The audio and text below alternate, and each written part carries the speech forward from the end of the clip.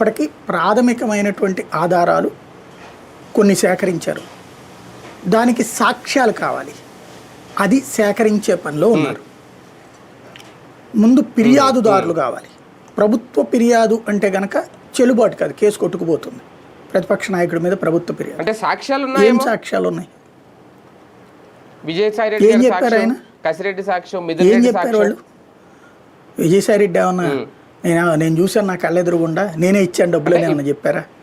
మిథున్ రెడ్డి ఏమన్నా నేనే డబ్బులు పట్టుకెళ్ళి ఇచ్చాను? ఎంత కుదురుతుంది అంటనా? వ్యక్తుల సాక్ష్యాలు అనేటటువంటిది సపోర్టింగ్ ఎవిడెన్స్. ఎప్పుడైనా సరే ఒక మర్డర్ జరిగింది అనుకోండి, అక్కడ ఏం సాక్ష్యం కావాలా? ఫింగర్ ప్రింట్ ఏంటి, అలాగే అక్కడికి ఎందుకు చంపారు, దానికి సంబంధించినటువంటి కత్తి నుంచి కొనుక్కొచ్చారు, ఆ షాప్ వాళ్ళని వేదిక, ఇవన్నీ ఉంటాయి.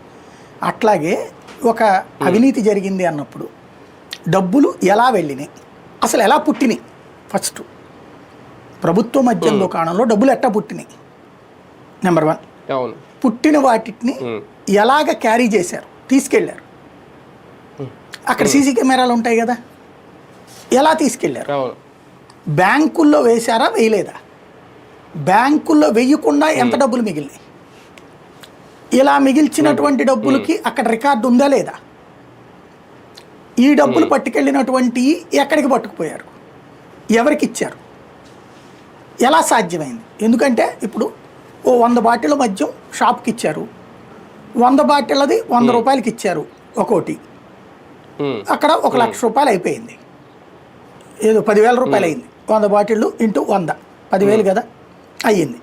ఈ 10,000 రూపాయల దానికి 35,000 రూపాయలు డబ్బులు వచ్చినాయి.